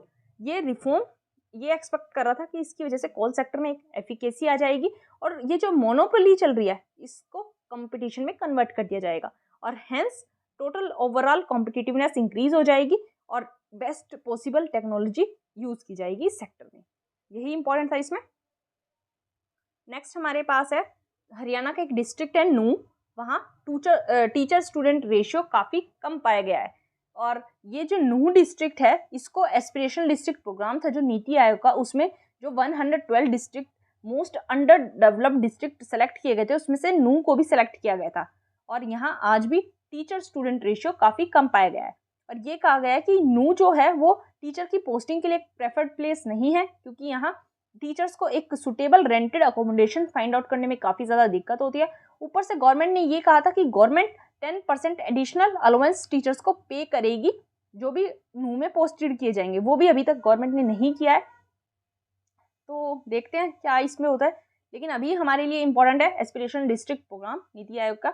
इसको 2018 में लॉन्च किया गया था और इसका एम क्या था, डिस्ट्रिक्ट ऐसे डिस्ट्रिक्ट जिनमें सोशल एरियाज़ में काफ़ी कम प्रोग्रेस हो रही है उनको ट्रांसफॉर्म करना। जो एस्पिरेशनल डिस्ट्रिक्ट्स हैं वो ऐसे डिस्ट्रिक्ट्स हैं इंडिया के जो कि पुअर सोशो इकोनॉमिक इंडिकेटर से अफेक्ट होते हैं। इस प्रोग्राम के कॉन्टोर्स क्या हैं, 3C पे ये काम करेगा, कन्वर्जेंस, कोलैबोरेशन और कंपटीशन। कन्वर्जेंस सेंट्रल और स्टेट स्कीम्स के बीच में, कोलैबोरेशन सेंट्रल स्टेट लेवल के प्रभारी ऑफिसर और डिस्ट्रिक्ट कलेक्टर्स के बीच में, कंपटीशन सभी मंथली डेल्टा रैंकिंग के थ्रू डिस्ट्रिक्ट्स के बीच में कंपटीशन करवा के जो डेल्टा रैंकिंग की जाएगी एस्पिरेशनल डिस्ट्रिक्ट्स की उसको डाटा के साथ इनोवेटिवली यूज़ किया जाएगा एडमिनिस्ट्रेशन के द्वारा और सो दैट जो डिस्ट्रिक्ट्स हैं उनका इंक्लूसिव डेवलपमेंट किया जा सके। ऑब्जेक्टिव क्या है, सभी डिस्ट्रिक्ट्स की स्ट्रेंथ को फाइंड आउट करना, जो वहाँ के लो हैंगिंग फ्रूट्स हैं उनको आइडेंटिफाई करके वहाँ इमीडिएट इम्प्रूवमेंट करना सो दैट जो प्रोग्रेस है वो जल्दी की जा सके और इन डिस्ट्रिक्ट्स की जो प्रोग्रेस है उसको एक मंथली बेसिस पे मेजर किया जाएगा। डिस्ट्रिक्ट्स को एंकरेज किया जाएगा कि वो अपने स्टेट के बेस्ट डिस्ट्रिक्ट बने और उसके बाद उनको ये एनकरेज किया जाएगा कि वो कंट्री के बेस्ट डिस्ट्रिक्ट बने। ऐसे ही कॉम्पिटिटिव और कोऑपरेटिव फेडरलिज्म का स्पिरिट इनमें डाला जाएगा। गवर्नमेंट ने जो कमिट किया था सबका साथ सबका विश्वास और सबका साथ सबका विकास और सबका विश्वास, ये हमारी गवर्नमेंट की कमिटमेंट थी सो दैट हम सभी सिटीजन्स का लिविंग स्टैंडर्ड रेज किया जा सके, सभी के लिए इंक्लूसिव ग्रोथ इंश्योर की जा सके, वो पूरा किया जा सके। ये जो एडिशनल एस्पिरेशनल डिस्ट्रिक्ट प्रोग्राम है इसका एम मेन क्या है कि सस्टेनेबल डेवलपमेंट गोल्स को लोकलाइज करना सो दैट ओवरऑल नेशन की प्रोग्रेस की जा सके। क्या क्या पैरामीटर्स इसके लिए यूज किए जाते हैं, जो रैंकिंग की जाती है वो 49 की परफॉर्मेंस इंडिकेटर्स के बेसिस पे की जाती है जिनको 5 ब्रॉड सोशो इकोनॉमिक थीम्स में बांटा गया है। 5 कौन कौन से थीम्स है? हेल्थ एंड न्यूट्रिशन, जिसको 30% वेटेज दिया गया है, education 30%, agriculture and water resources 20%, financial inclusion and skill development 10% और इंफ्रास्ट्रक्चर 10%। कुछ और प्रोग्राम्स जो एस्पिरेशनल डिस्ट्रिक्ट प्रोग्राम के साथ नीति आयोग ने चलाए हैं वो कौन कौन से हैं? सक्षम बिटिया अभियान, एनीमिया मुक्त भारत और सुरक्षित हम सुरक्षित तुम। ये कुछ ऐसे फ्लैगशिप इनिशिएटिव्स हैं जिनको नीति आयोग ने चलाया है। इसमें यही इंपॉर्टेंट था। नेक्स्ट हमारे पास है न्यूज़ फोन टैपिंग से रिलेटेड। ये एलिगेशंस लगे थे, ये केस था कि एनएससी के कुछ एम्प्लॉयज़ की इलीगल फ़ोन टैपिंग की गई थी, उसके रिगार्डिंग केस चल रहा है। तो यहाँ इस आर्टिकल में हमारे लिए इंपॉर्टेंट है फ़ोन टैपिंग। फ़ोन टैपिंग क्या होती है और फ़ोन टैपिंग इंडिया में कैसे की जाती है? फ़ोन टैपिंग या फिर जिसे सेल फोन ट्रैकिंग या ट्रेसिंग भी कहा जाता है, ये एक ऐसी एक्टिविटी है जिसके द्वारा एक यूज़र कहाँ फ़ोन कॉल करता है या फिर अपने फ़ोन के थ्रू क्या क्या अदर एक्टिविटीज़ करता है, उनको ट्रेस किया जाता है किसी डिफरेंट सॉफ्टवेयर की हेल्प से। और ये प्रोसीजर मेनली उस टारगेटेड पर्सन को बिना बताए किया जाता है, मतलब उसे बताया नहीं जाता कि उसके ऊपर नज़र रखी जा रही है और उसको टारगेट किया जाता है। ये अथॉरिटीज़ के द्वारा किया जाता है। वो सर्विस प्रोवाइडर को रिक्वेस्ट करते हैं इसके लिए और सर्विस प्रोवाइडर लॉ से बाउंड है सो दैट वो उस गिवन नंबर की कन्वर्जेशन को रिकॉर्ड करेगा और अथॉरिटीज़ को कंप्यूटर के थ्रू कनेक्ट करके रियल टाइम में ये प्रोवाइड करवाएगा। आर्टिकल 21 है जो हमारे कॉन्स्टिट्यूशन का, वो क्या कहता है कि किसी भी पर्सन से उसकी लाइफ या पर्सनल लिबर्टी नहीं छीनी जा सकती except according to procedure established by law. तो यहाँ personal liberty right to privacy में भी को भी इंक्लूड करती है और एक सिटीजन के पास ये राइट है कि वो अपनी पर्सनल प्राइवेसी और अपनी family, education, marriage, motherhood, child bearing, procreation सभी मैटर्स को पर्सनल रख सकता है। कौन कर सकता है फोन टैपिंग? स्टेट लेवल पे कर सकती है पुलिस और सेंट्रल लेवल पे कौन कर सकता है? IB, CBI, enforcement director, NCB, CBDT, directorate of revenue intelligence, NIA, raw, directorate of signal intelligence या फिर दिल्ली पुलिस कमिश्नर। ये सभी फोन टैपिंग कर सकते हैं। कौन कौन से लॉज हैं जो फोन टैपिंग को गवर्न करते हैं? द इंडियन टेलीग्राफ एक्ट 1885, इसका सेक्शन 5(2) क्या कहता है कि किसी भी पब्लिक इमरजेंसी के टाइम पे या फिर पब्लिक सेफ्टी के इंटरेस्ट में फ़ोन टैपिंग सेंट्रल या स्टेट द्वारा की जा सकती है। कोई भी ये जो ऑर्डर इशू किया जाएगा वो पब्लिक सेफ्टी के इंटरेस्ट में इशू किया जा सकता है। जब हमारे इंडिया की सॉवरेनिटी और इंटेग्रिटी की बात हो तब किया जा सकता है, सिक्योरिटी की बात हो तब किया जा सकता है, किसी फॉरेन स्टेट के साथ फ्रेंडली रिलेशन की बात हो तब किया जा सकता है, या फिर किसी भी ऑफेंस को इंसाइट करने से प्रिवेंट करने के लिए ये किया जा सकता है। एक्सेप्शन रखा गया है प्रेस का। प्रेस के मतलब जो भी एम्प्लॉयज़ हैं वहाँ आप फ़ोन टैपिंग नहीं कर सकते। अगर करना है तो कॉम्पिटेंट अथॉरिटी जो है उसको राइटिंग में अपने रीजंस रिकॉर्ड करने होंगे कि वो किस वजह से फ़ोन टैपिंग करवा रहा है। इसमें यही इंपॉर्टेंट था। नेक्स्ट आर्टिकल हमारे पास है कि उड़ीसा की गवर्नमेंट जो है वो पीवीटीजीज को कैश इंसेंटिव ऑफर कर रही है सो दैट वो मैरिजेस थोड़ा लेट करें, आफ्टर 18 एज के करें। गवर्नमेंट 20,000 रुपीज़ प्रोवाइड करवा रही है as an incentive for late marriages. कौन करवाएगा? ये करवा रही है Orissa PVTG empowerment and livelihood improvement programme, OPELIV। ये एक स्पेशल प्रोग्राम है जिसका एम क्या है कि जो पीवीटीजीज हैं इनकी लिविंग कंडीशंस को इम्प्रूव करना और इनकी जो पॉवर्टी है उसको रिड्यूस करना। मैरिजेस पीवीटीजीज में ऑलमोस्ट 13-14 की एज में कर दी जाती हैं और चाइल्ड मैरिजेस का डायरेक्ट इम्पैक्ट गर्ल्स की एजुकेशन और उनकी हेल्थ पे पड़ता है। इसलिए ऑब्जेक्टिव क्या है इसका लाने का कि अर्ली मैरिजेस को डिस्करेज किया जा सके। उसके बाद जो रिस्पॉन्स आ रहा है इस इनिशिएटिव का वो काफ़ी एनकरेजिंग है, क्योंकि जो पीवीटीजीज हैं वो बोंडा जैसी ट्राइब्स जो हैं वो बेनिफिट्स लेने के लिए आगे आ रही हैं। काफ़ी एक्साइटमेंट उनमें देखा गया है। ओडिशा में टोटल 62 ट्राइबल ग्रुप्स हैं जिनमें से 13 जो हैं वो पीवीटीजीज के तौर पे रिकॉग्नाइज किए गए हैं। यहाँ 13 पीवीटीजीज के नाम दिए गए हैं। थोड़ा सा आप नाम का ध्यान रख सकते हैं क्या क्या नाम है ये।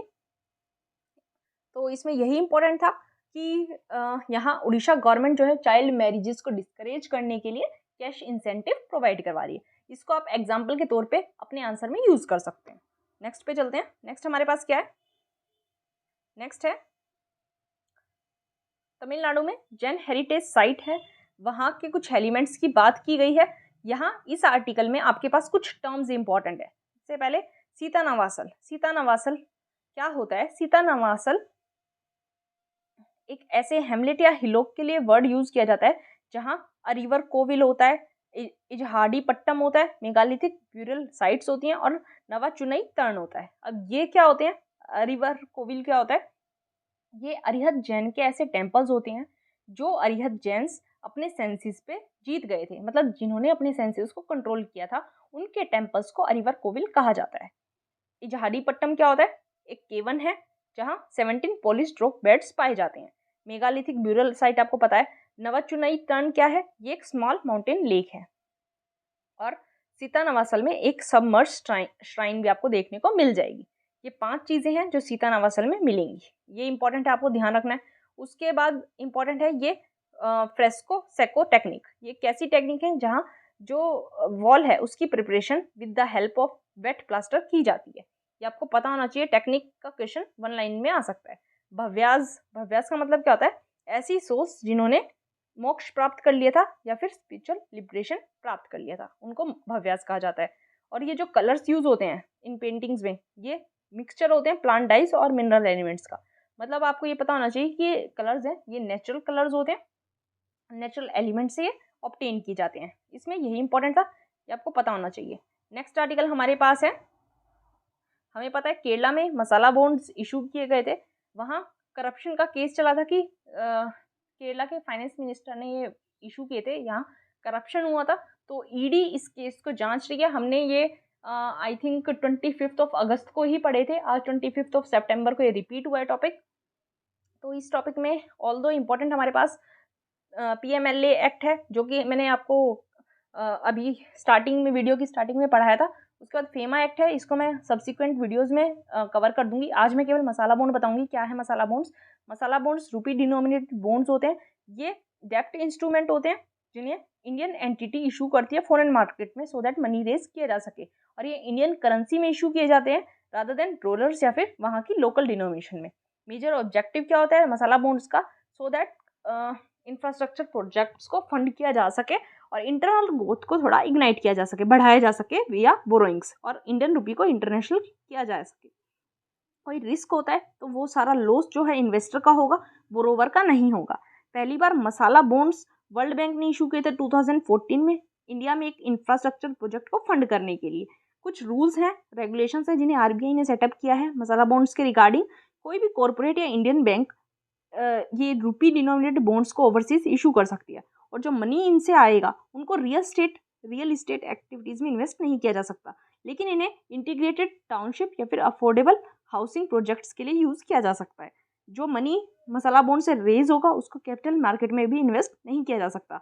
2019 में केरला पहली स्टेट बना था जिसने मसाला बॉन्ड्स इशू किए थे, और KIIFB ने इनको इशू किया था ओवरसीज मार्केट में। बेनिफिट्स क्या हो जाते हैं मसाला बॉन्ड को इशू करने के? मसाला बॉन्ड से एक इन्वेस्टमेंट रूट ओपन अप हो जाता है ग्लोबल इन्वेस्टर्स के लिए, जो हमारी डोमेस्टिक मार्केट में FII और FPI के थ्रू नहीं आ सकते। डॉक्यूमेंटेशन वर्क भी कम होता है as compare to FPI borrowers के लिए। ये फंड्स चीपर होते हैं और क्योंकि इनका इंटरेस्ट रेट 7% से भी कम होता है। कंपनीज जो इन बॉन्ड्स को इशू करती हैं उनको डेप्रिसिएशन की परवाह नहीं होती क्योंकि ये रुपी में ही इशू किए जाते हैं। ये इंटरेस्ट रेट जो है US डॉलर, पाउंड, यूरो, येन, इनका काफ़ी कम होता है, इसलिए इंडियन कंपनीज को इस मसाला बॉन्ड के इशू फंड रेज करने में बेनिफिट होता है। ये एक इजी तरीका है इंडियन रुपी को इंटरनेशनलाइज करने का और इंटरनेशनल इन्वेस्टर्स को हमारे इंडियन रुपी से फैमिलियर करने का। इसके थ्रू हमारी डोमेस्टिक बॉन्ड मार्केट भी स्ट्रॉन्ग होती है, इसकी भी डेवलपमेंट होती है। ये इंपॉर्टेंट था इसमें। नेक्स्ट आर्टिकल हमारे पास है कि ISRO eyeing 200th successful launch of Rohini RH-200। तो ये आपको ध्यान रखना है, रोहिणी RH-100 ये किसने लॉन्च किया है? इसरो ने, DRDO ने नहीं किया।